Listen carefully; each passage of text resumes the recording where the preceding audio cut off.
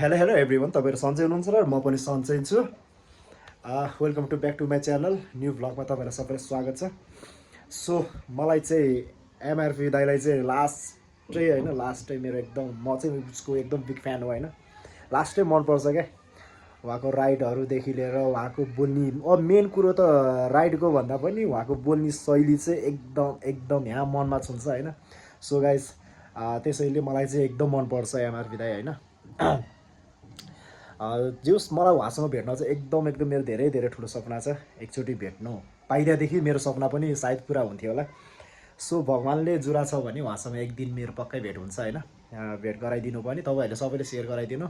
MRP दाईको भ्लगमा पनि उहाँको उसमा पनि यो जस भिडियो जाओस् जस मलाई एकदम एकदम एकदम मलाई धेरै धेरै भेट्न रहर छ। एकदम सपना छ उहाँसँग भेट्नलाई। प्लिज सो गाइस होइन तपाईँहरूको हातमा पनि छ यो, यसो सेयर गरिदिनु होला उहाँको